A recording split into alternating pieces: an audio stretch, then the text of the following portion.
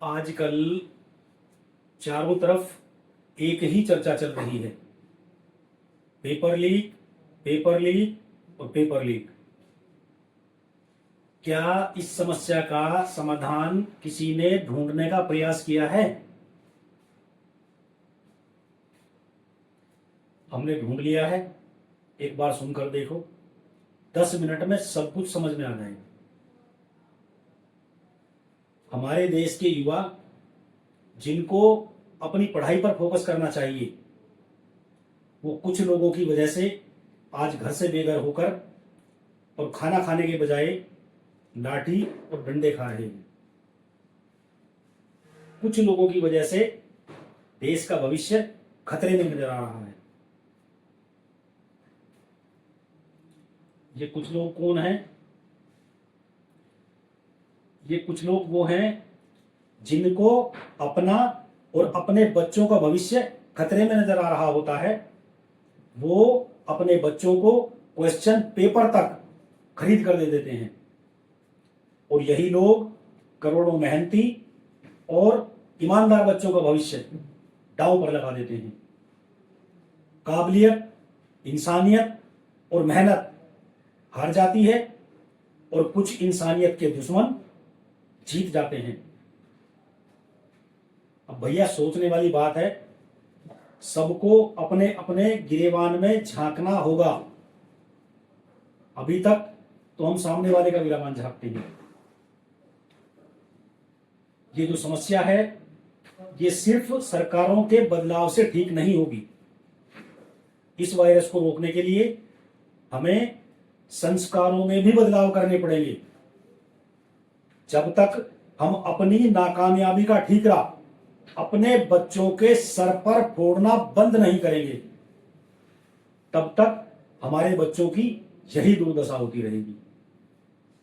जरा सोचो, मेंटली कितना प्रेशर पड़ता होगा बच्चों के ऊपर कि वो आत्महत्या जैसा कदम भी सही लगने लगता है उनको।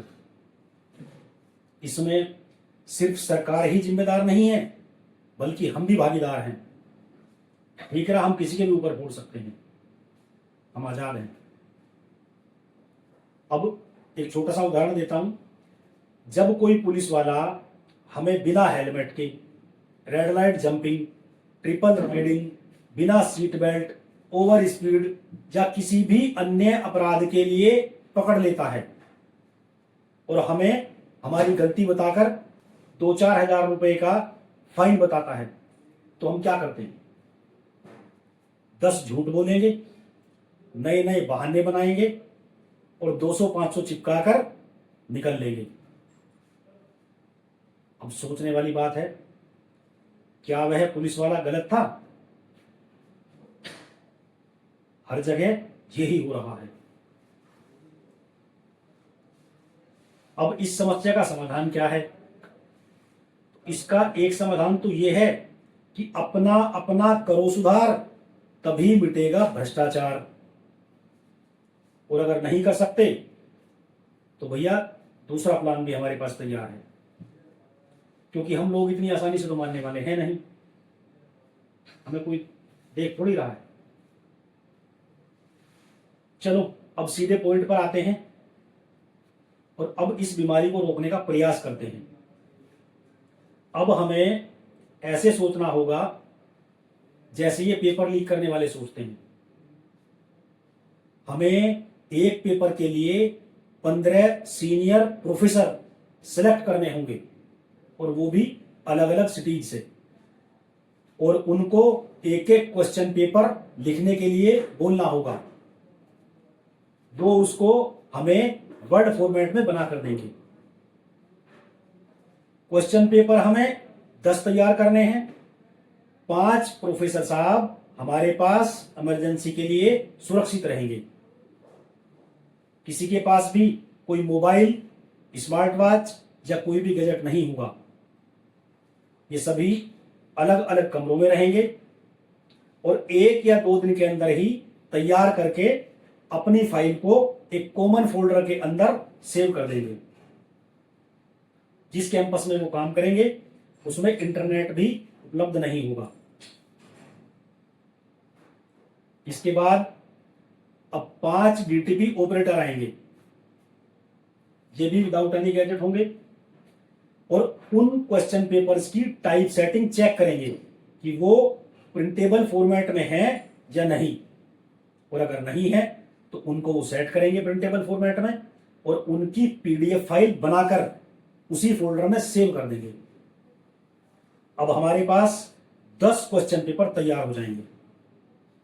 इसके बाद 2 ऑपरेटर फिर आएंगे और जितने सेंटर्स पर एग्जाम होना है उनको 5 ग्रुप्स में बांट लेंगे और उन सभी सेंटर्स पर एक ट्रायल मेल भेज देंगे।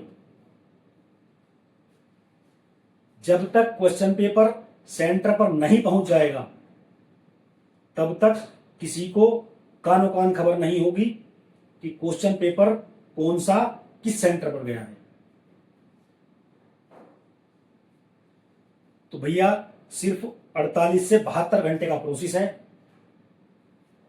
रात को 2 बजे के लगभग फिर 2 ऑपरेटर हमारे पास आएंगे और ये भी बाहर से ही होंगे बिना किसी गैजेट के, और इनमें से लकी ड्रॉ पैटर्न पर 5 क्वेश्चन पेपर सेलेक्ट करेंगे और जिन 5 ग्रुप पर ट्रायल मेल भेजा गया है उन सभी पर अलग अलग एक एक क्वेश्चन पेपर भेज देंगे।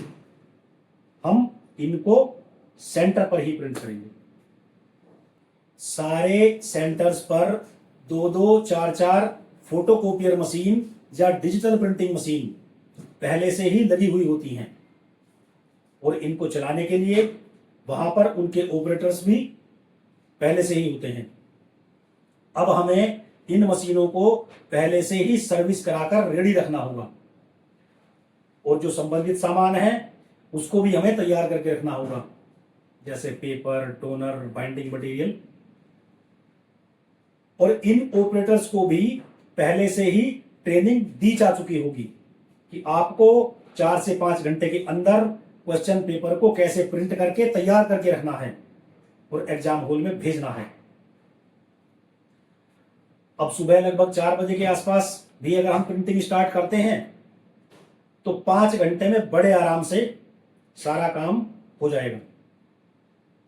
कैंपस का इंटरनेट लगभग 4-5 घंटे के लिए बंद करना पड़ेगा। क्वेश्चन पेपर को डाउनलोड करने के लिए हमें एक वाईफाई कनेक्शन का इंतजाम करना होगा। वो हमारे ऊपर डिपेंड करता है कि हम किस तरीके से करेंगे। उसमें जो आई हुई मेल में से पीडीएफ फाइल को डाउनलोड करेंगे और उसके बाद उसको डिस्कनेक्ट कर दिया जाएगा। अगर 32 पेज का भी पेपर होगा तो एक मशीन 1 मिनट में 2 सेट बड़े आराम से प्रिंट कर देती है।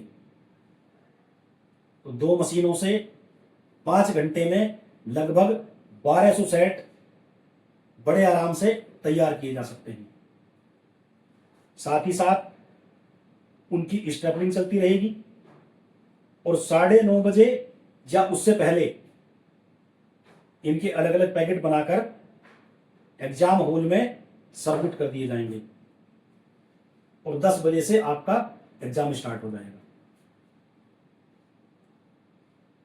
अब बताओ कैसे होगा पेपर लीक? कहीं कोई गुंजाइश है पेपर लीक होने की? किसी को पता ही नहीं है कि कहां क्या हो रहा है। अच्छा, अब एक मुद्दा और भी है कि अब हमारे देश में 2 तरह की परीक्षाएं होने लगी हैं, एक पेन एंड पेपर के द्वारा और दूसरी कंप्यूटर बेस्ड टेस्ट। अब दोनों में पेपर लीक की थोड़ी थोड़ी अलग अलग कंडीशन होंगी। उनको पेपर लीक रोकने के तरीके थोड़े थोड़े अलग होंगे, बहुत ज्यादा नहीं। पेन एंड पेपर वाले सेंटर्स पर तो यही वाला मॉडल काम करेगा और कंप्यूटर बेस्ड टेस्ट में मेल करने का जो समय है वो सुबह 6 बजे के लगभग रखा जा सकता है या 8 बजे का भी रखा जा सकता है। ये सभी जो पीडीएफ फाइल होंगी ये सब पासवर्ड प्रोटेक्टेड होंगी, जिनका पासवर्ड 9:45 पर सेंटर इंचार्ज को दिया जाएगा। वो चाहे मेल से दिया जाए या फोन पर, फिर वो सर्वर में ओपन करके और बाकी सभी कंप्यूटर्स पर शेयर कर देंगे और एग्जाम स्टार्ट हो जाएगा। अब बताओ, आया खेल समझ में? अगर किसी को कुछ डाउट है तो मैं इस मॉडल का डेमो भी दे सकता हूं, मैं इस काम को करके दिखा दूंगा। और मैं इतना कॉन्फिडेंस में इसलिए बोल रहा हूं क्योंकि मैं खुद इस प्रिंटिंग इंडस्ट्री से ही हूं। डिजाइनिंग से लेकर प्रिंटिंग तक की सारी टेक्निकल नॉलेज है। हवा में कोई भी बात नहीं होगी, ग्राउंड लेवल की बात कर रहा हूं। और हमारे पास इतने बड़े बड़े शिक्षा अधिकारी और तकनीकी विशेषज्ञ हैं जो इस मॉडल को अपने हिसाब से मॉडिफाई भी कर सकते हैं। अब अगर आपको लगता है कि इस व्यवस्था से पेपर लीक को काफी हद तक कम किया जा सकता है या रोका जा सकता है, तो इस वीडियो को इतना शेयर करें कि ये शिक्षा मंत्रालय, एनटीए और प्रधानमंत्री कार्यालय तक पहुंच जाए। और अगर आपको इसमें कोई कमी दिखाई देती है तो हमें कमेंट में बताइए, आपकी बात को भी आगे बढ़ाया जाएगा। क्योंकि हमारा उद्देश्य कुछ और नहीं बल्कि करोड़ों छात्रों का भविष्य सुरक्षित करना है। हर हर महादेव, जय श्री राम।